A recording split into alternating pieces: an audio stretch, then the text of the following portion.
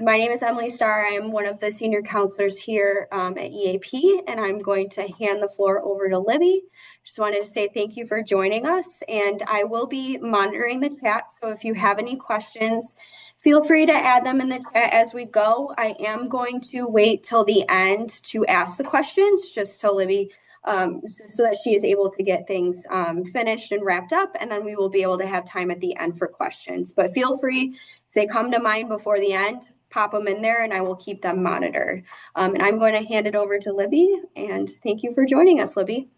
Oh, sure, of course. And thank you for having us here and having Parachute represented. And remember that Parachute is in partnership with your EAP. So if you are interested subsequently in setting an appointment, just call the office and they will give you the details on that. So today we're going to talk about really a debt menu, a debt repayment menu, payment strategies, some of the most common ones out there, and the pros and the cons of each. So let's roll kind of right into it. Just a little bit about Parachute for folks that don't know. We were formerly Consumer Credit Counseling Service of Buffalo. Most folks know us by that name. We rebranded maybe 4 or 5 years ago. We are a not-for-profit United Way affiliate, founded about 60 years ago, in the Western New York community. We're now in 21 states, and appointments can be conducted over the phone, in person, or virtually. For convenience, our physical office is located in West Seneca. We have a very dedicated, knowledgeable team that can help with all aspects of finance, personal finance, in terms of putting sustainable budgets together, managing debt, as we're going to be talking about today, various debt repayment strategies, credit scores, credit reports, all that good stuff. We're also an A+ member of the Better Business Bureau and lots of other affiliations, such as we have HUD certified housing counselors, New York State Office of Financial Services, and it goes on. Just quickly, an overview of the services that we offer. So our financial counseling appointments are those that are centered on paying down debt, notably unsecured debt, meaning credit cards, personal loans, could also involve medical debt, utilities that are past due, and of course we've got people on staff as well for housing, concerns about mortgage foreclosure, paying rent. Again, I mentioned, our HUD certified folks. A debt management plan, that's a specific strategy, a specific plan for paying down debt that I will reference earlier on. Student loan repayment counseling is actually free for anyone. So a neighbor, a family friend, a niece, a nephew, that's through a New York State grant. We will also do credit report reviews, both expedited and detailed. Financial coaching, we will look at people's budgets, make sure they're sustainable.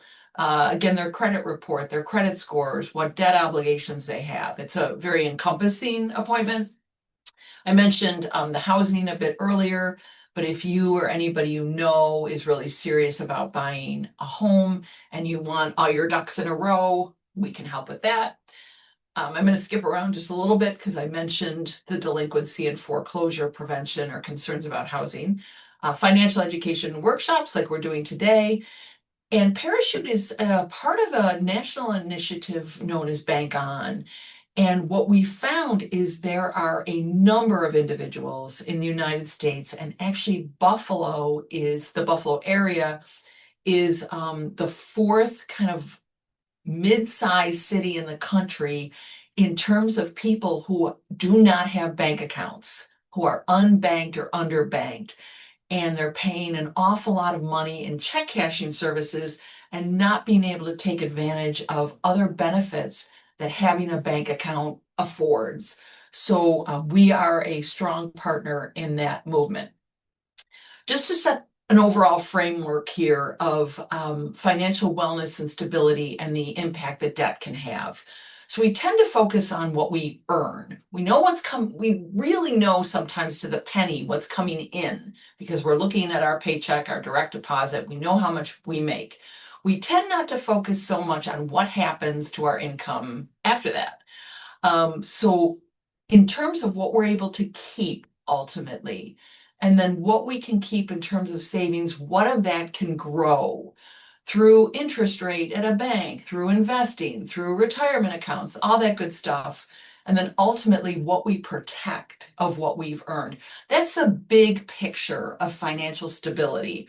And the problem is that debt really packs a wallop to this in terms of, if people are spending a lot on high interest credit card payments, high interest on, auto loans, very high interest on a mortgage, it can really eat away at what we're able to keep and then ultimately grow and have, that financial stability and that steadiness that we want over time.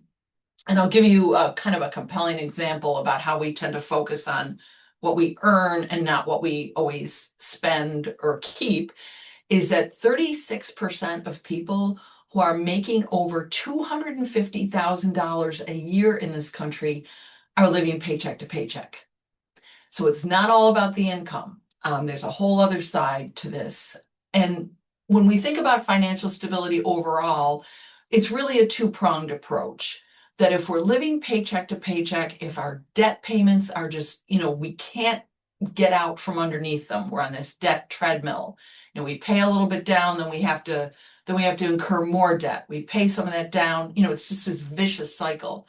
So unless we either increase our income, decrease our spending, or both, to create this bubble in the middle, that bubble of savings and a reserve that ultimately we can put in a place, a safe place to grow.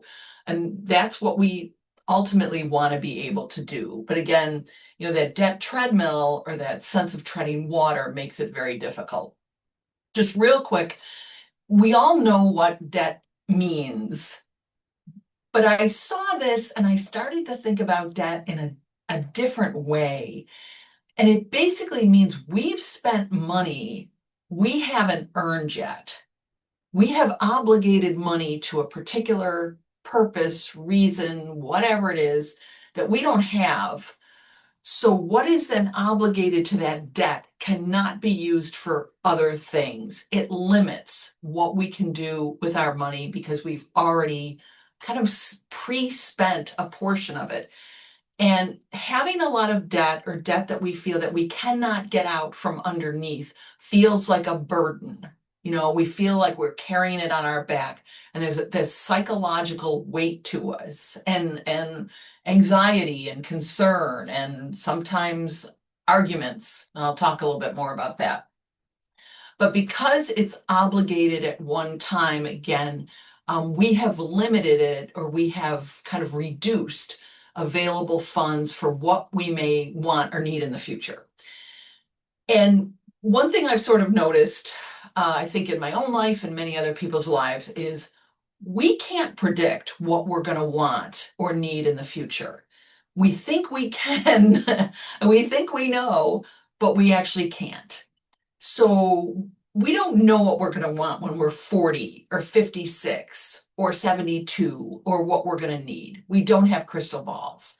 So again, if we have encumbered a large degree of money or a significant degree with high interest payments, that is not then allowing us additional choices going forward. So it can rob us of choices. The US has a massive spending problem. We're at an all-time national high. And I'm not going to read through all of these.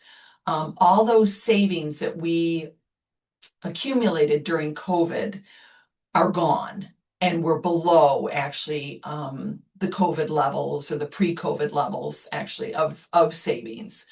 And a lot of this, I mean, certainly not all of it, but a lot of it has to do with a tremendous confusion over what is a want and what is a need. And I realize, of course, there are circumstances that hit people that, we have no control over. People lose their jobs, they become ill, relationships change. I mean, all sorts of things can impact our life. So we want to focus on, of course, what we can. So just quickly then, debt can really contribute to a feeling of tremendous anxiety, worry, distress, concern, lack of sleep. At any given time, 77% of folks are saying they're experiencing anxiety over money chiefly. And as I mentioned earlier, if we have all this money kind of obligated already to debt, it's difficult to save. Um, it's difficult sometimes to make our payments on time. It can contribute to more debt if we can't get out from underneath it. And one of the biggest predictors of broken relationships, divorce, separations, are arguments over money and philosophies about how we handle our money. And debt can contribute to just the overall inability to keep positive behaviors with our funds. So that's all the bad news that I just threw at you. Now let's talk about some of the good news. There are a lot of solutions, a lot of alternatives to paying down debt, but everybody's situation is different. So please avoid the temptation to compare or get advice from well-meaning friends or neighbors or family members.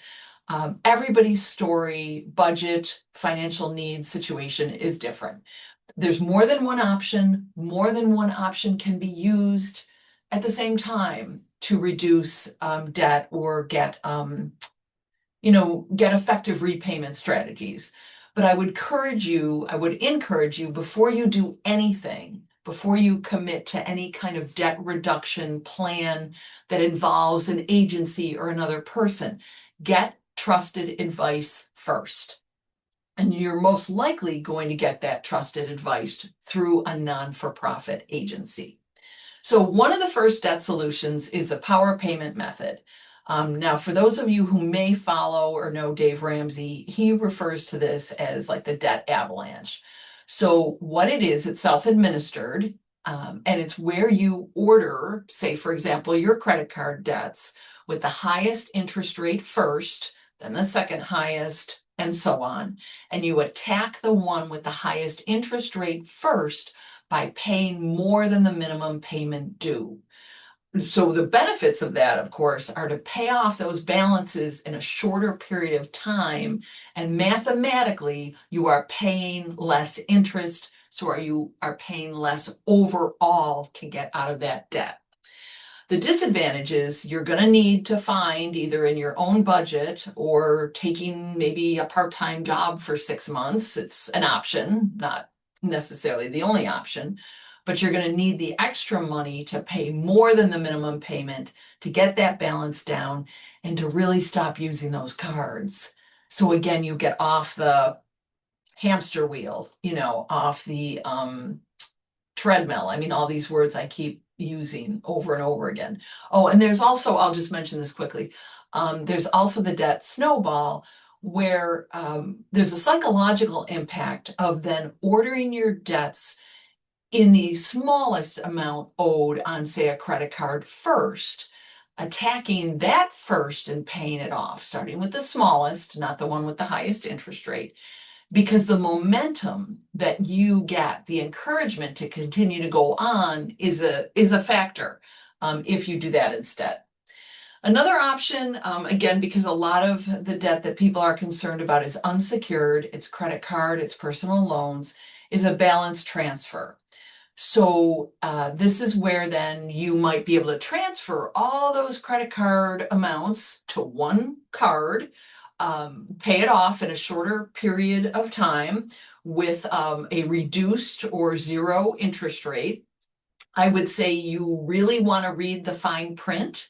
Normally a lower interest rate or 0% on, credit transfers, balance transfers, is a finite period of time. So you got to be really careful and pay attention to when that interest rate is going to fly back up again.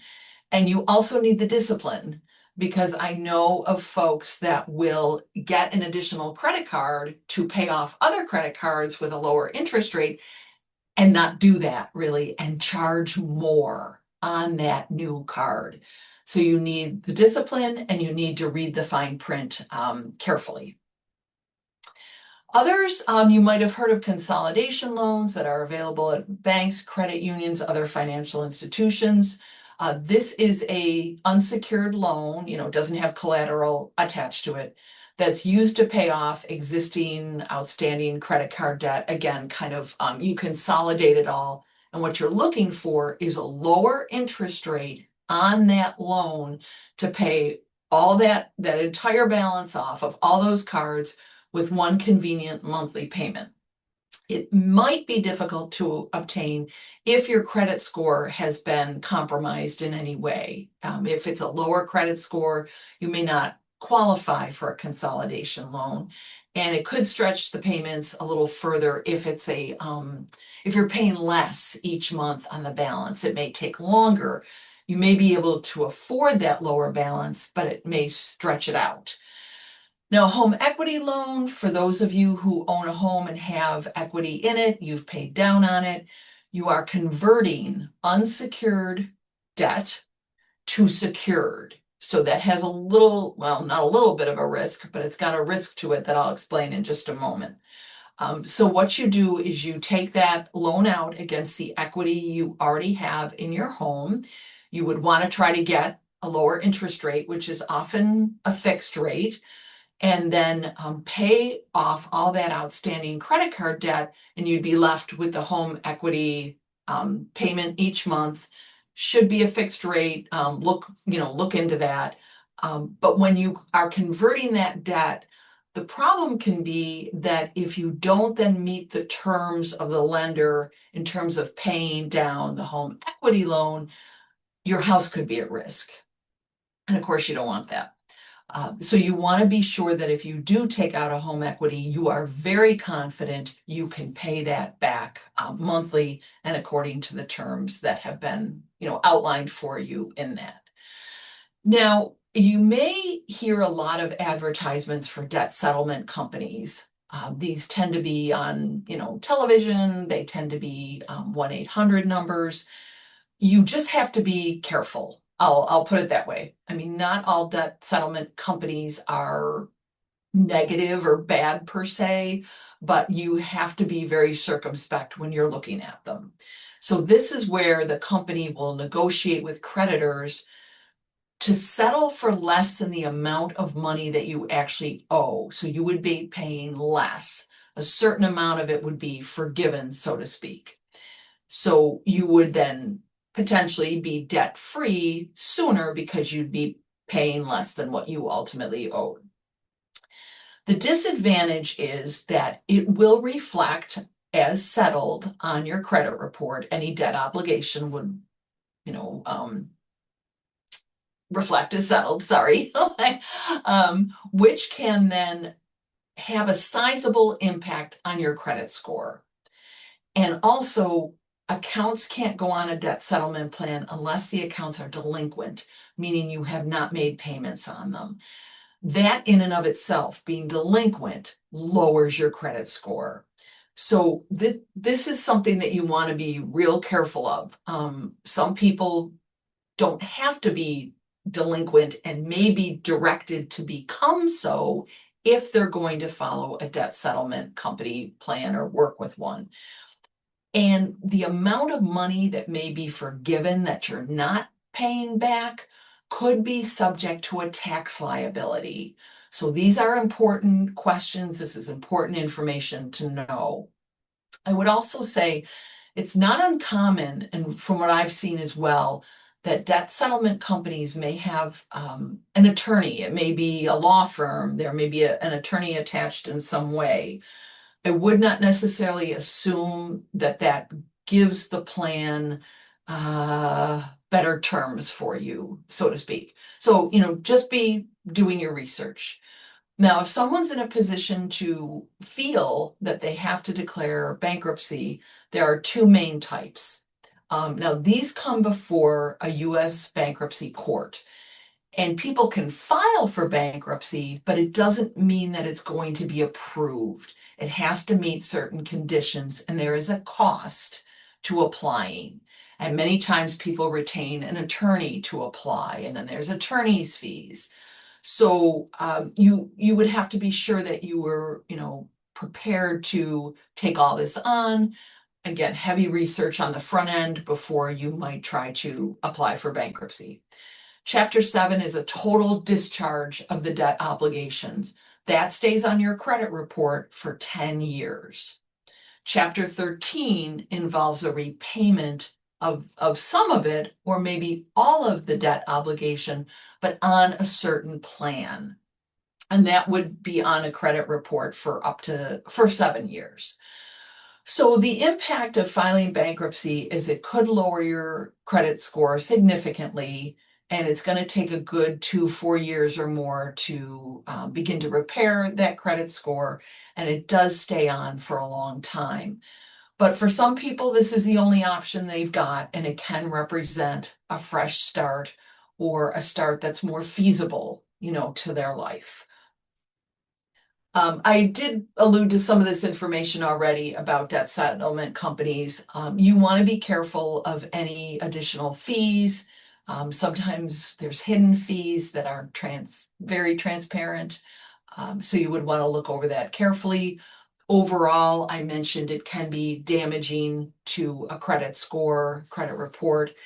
And some of the companies are not always very transparent with where your money that you may be thinking you're paying down the debt, when in fact you're actually paying their fees for utilizing their services. You also may have heard or seen a lot of advertisements for credit repair companies. What they tend not to share with folks is the work that they do, you could probably do yourself for free. There's nothing wrong with calling up your creditors and saying, look, I'm having a hard time right now, and this is what's going on in my life. And do you have any kind of hardship programs available? You can make the inquiry. I wouldn't commit to anything until you get some more additional information. So, for example, if you go on a hardship plan with a particular credit card company, are they going to close that credit card on you? Or are they going to raise your interest rate? These are questions that I would ask.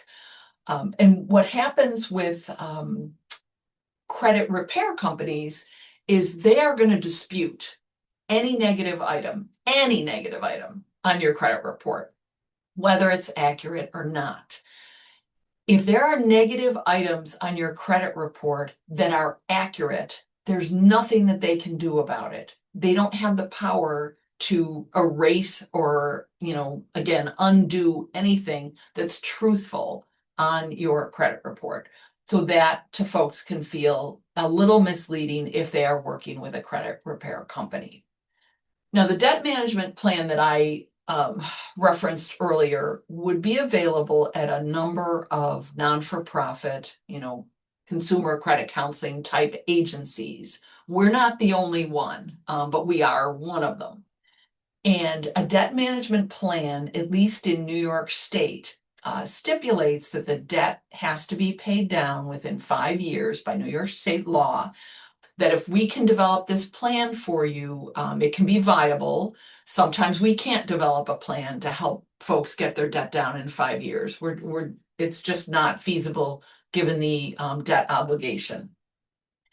But what this basically is where we already have agreements with a number of creditors to help reduce interest rates for folks so that the credit card companies get their payment. That's what they want, but it makes it more achievable and reasonable for you. So this is just an example. Okay, just an example I'm pulling from the air. So say you have a Discover card and you're paying 27% interest on that card. We might be able to get you on a plan where you're paying 11% or 5%. It just all depends on the agreements that we have with the creditors. Some creditors we don't work with because they've proven to be very difficult to work with, and we find that they're not really working in the best interest of consumers. But the benefits are, going for these reduced interest rates, making one convenient monthly payment to Parachute, and then Parachute transmits that payment onto the creditors, so the creditors know they're getting that payment. Late fees, overdraft fees, things like this are stopped. And there would be a potential increase in your credit score over time. That's what we would want because your debt is being paid down. There would be a notation on your credit report that you are working with, on a debt management plan. And that's not a negative thing. if they know that you're working with an agency such as ours. The disadvantage would be that for any of the credit cards or any of the debt that is put on a plan, those accounts then have to be closed. But say, for example, you had 5 credit cards and you wanted to put 2 on the plan. And the 2 you put on the plan were some of your highest interest rate credit cards. That would not be a bad idea. In the short term, there's a potential that your credit score would be reduced. And I want to explain to you why, but that's in the short term. So one of the elements that's looked at in the calculation of your credit score is something called your credit utilization. So what they look at is all the available credit you have. Like say you have a card that has a $10,000 limit and one that has a $5,000 limit and whatever else. So you have a $15,000 total credit utilization or credit available to you. But you've spent this much, maybe you've charged $12,000 of the 15,000 available to you. It's a tight margin. So that will lower your credit score. But say then those credit cards are being closed, that is lowering then this top number and it's getting tighter. That then has the impact of lowering your credit score. But once you're making those payments, you're getting that relief and that space in between, then your credit score goes up. So I hope I explained that well for folks. I know I did it sort of quickly. So some final words, and I know we'll likely have a few extra minutes, hopefully, for questions. But I saw these quotes and I thought they were really very impactful. And the gap between what we're bringing in, our income, and what we're spending is where our financial freedom lies. Because then that's the money that we can spend or we can have on things like our emergency fund, our retirement, our goals, that trip that we want to take, our bucket list items. That's where our freedom is. And it's not really ultimately about the money. It's about the kind of life that we want to live and our hopes and our dreams, our goals and our values. So our freedom can give us that, financial peace that so many of us struggle with. And in terms of our spending, we really want to be careful of our habits and take a super good look at them. Habits are very powerful because they happen often and they're enduring. And we don't even realize that sometimes. I looked at my checking account sometimes and I expect there to be $200 more than there is. And I'm like, where did that money go? And then I start to think about my habits. The breakfast sandwich, the Starbucks line, the convenience items, whatever it may be. And then finally, like being super honest with ourselves about what is a want and what is a need. But we are absolutely there for folks. And I mentioned this earlier that it's not about the money, it's about the kind of life that we want to lead and the freedom and the choices that we want for ourselves. And here is our contact information, the phone number, our website, obviously the email if you want to get in touch with us as well about our services to help you out. And I have 1 minute to spare. Thank you, Libby. We do actually have a question, so I can Sure. answer the first one. The PowerPoint will be available. Libby's going to send it to us and we'll send it out. This is recorded so that you will have access to this video by, this time next week. And yeah, so the question that we have is, how do you know when bankruptcy would be a better choice? It's a All great right, then I would say that you would want to sit down with someone, and one of our counselors would absolutely do that for you and lay out the options, just kind of as I did. Look at your situation. What kind of debt is it? How long have you held it? How much do you owe? The feasibility, how can a viable plan be put together for you to reasonably pay down that debt given your budget, given your income, given your expenses, to take a comprehensive look and see, because ideally, if you can avoid bankruptcy for a lot of the reasons I described, I would if there's another workable plan for you. But if not, then it's there as an option for folks. But really just taking that comprehensive look. Okay, perfect. Okay, so I have an anonymous question. So I have a timeshare with a family member for several years. It's caused several, arguments. How do we get out or find someone trustworthy? Oh, that's a good one. Oh, that's it to get out of a timeshare. Um, I honestly would talk to one of our advisors here. Okay. Yeah. And There, just to be clear, like, this benefit, if you call EAP, you can absolutely get a sit down consultation. It is covered under the benefit, so you are not paying anything to meet with somebody and set up a plan. So just given the information, we obviously want to provide the best service. So thank you, Libby. I do know that they do incredible work. They're very, descriptive and they really get into the details to make sure that they're giving the best recommendations given your situation. So if that is something that you are interested in, you can definitely reach out. We can get you linked with them. They're very responsive, so you can get an appointment in a reasonable amount of time.